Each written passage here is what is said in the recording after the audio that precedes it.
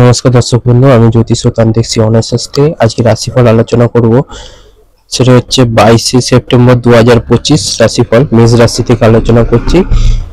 সন্তানদের নিয়ে একটু চিন্তা থাকবেন। কর্মস্থানে সহকর্মীদের সাহায্য পেতে পারেন, কারোর কাছে কোনো দামি উপহার পেতে পারেন, নতুন কোনো ব্যবসা শুরু করতে পারেন, উন্নতির যোগ রয়েছে। প্রেমে নতুন মোড় ঘোরার আশা। বুদ্ধিমান ব্যক্তি সুপরামর্শে কাজে লাগান বা সুপরামর্শ তিনি দিলে সেটা কাজে লাগান। উপার্জনের ভাগ্য ভালো, কিন্তু ব্যয় থাকবে। বিদ্যুৎ থেকে সতর্ক থাকুন। সকলের সঙ্গে খুব বুঝে কথা বলুন, কারোর কাছ থেকে ব্যবসায় উপকার পেতে পারেন।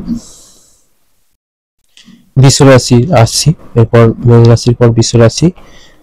ব্যবসায় ভালো লাভ হতে পারে, প্রতিভার প্রকাশের সুযোগ পাবেন, দায়িত্ব পালন নিয়ে স্ত্রীর সঙ্গে অশান্তি হতে পারে, শারীরিক দুর্বলতার জন্য পড়াশোনায় ব্যাঘাত করতে পারে, কোনো হারানো জিনিস ফিরে পাওয়ার আশা রাখতে পারেন। প্রতিবেশী আপনাকে সাহায্যের জন্য ডাকতে পারে। কাজের জায়গায় কোনো চালাকি না করাই ভালো হবে। ভ্রমণের পরিকল্পনা বানচাল হয়ে যেতে পারে। প্রতিবেশী সাহায্য করতে গিয়ে অপবাদ জুটতে পারে। কর্মস্থানে আগুন থেকে সাবধান থাকুন। বৃষ রাশির পর আসছি মিথুন রাশি। মিথুন রাশি উচ্চপদস্থ কোনো ব্যক্তির অনুগত থাকলে লাভ হতে পারে। প্রতিবেশী ঝামেলা বেশি কথা না বলাই শ্রেয় হবে। প্রেমের ব্যাপারে এগোনো না এগোনোই ভালো হবে। যত প্রেমের ব্যাপারে পিছনে থাকবেন বা পিছিয়ে থাকবেন বা কথাবার্তা বলবেন না, সেটাই ভালো। ত্বকে একটু সমস্যা দিতে পারে, দেখা দেবে। আপনাদের বিশেষ কোনো প্রচেষ্টা সফল নাও হতে পারে। মিথ্যার আশ্রয় নিলে ফাঁসতে পারে। সম্পত্তি নিয়ে ভাই বোনের সঙ্গে ঝগড়া উপক্রম হলে আপসে মিটিয়ে নিন। বন্ধু বান্ধবের সঙ্গে বিবাদ মিটে যেতে পারে।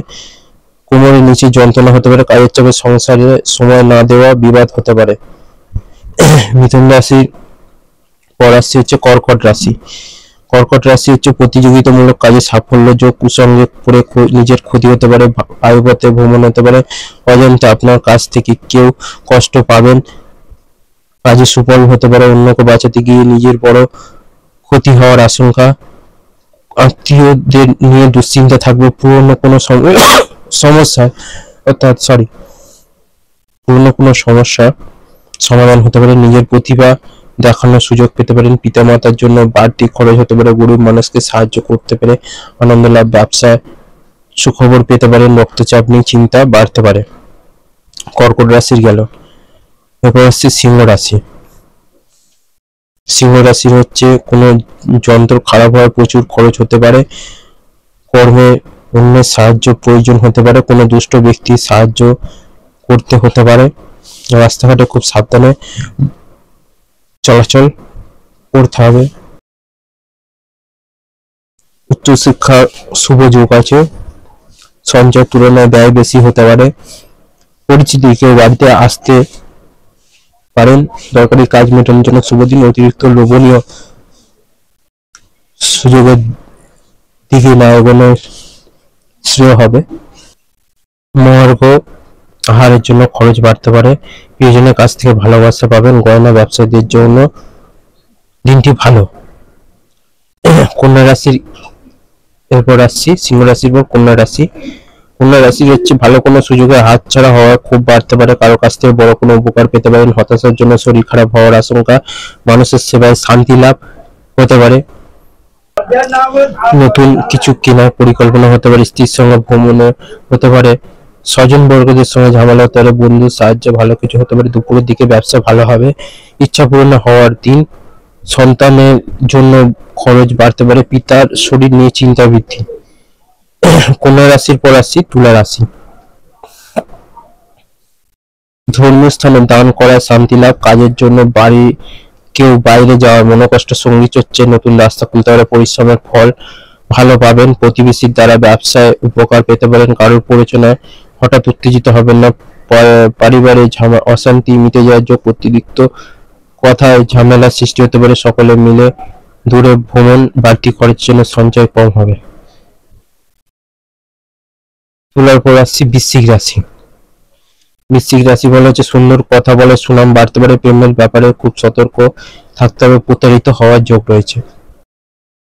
মনের কথা বলার জন্য সঠিক মানুষ পাবেন। গুরুজনের পরামর্শ মেনে চলুন। বাড়িতে চুরি হওয়ার আশঙ্কা। কর্মজগতে জনপ্রিয়তা পেতে পারেন। দেহের কোথাও খুব ব্যথা হতে পারে, কিছু কেনার জন্য অর্থ খরচ, সারাদিন প্রচুর পরিশ্রম হতে পারে, সারাদিন আপনার প্রচুর পরিশ্রমের জন্য সেটা আপনার শারীরিক কিছু প্রবলেম আছে, সামাজিক সম্মান বৃদ্ধি পাবেন, বাড়িতে মাঙ্গলিক কাজের বিষয়ে আলোচনা হতে পারে, চোখের রোগ বাড়তে পারে।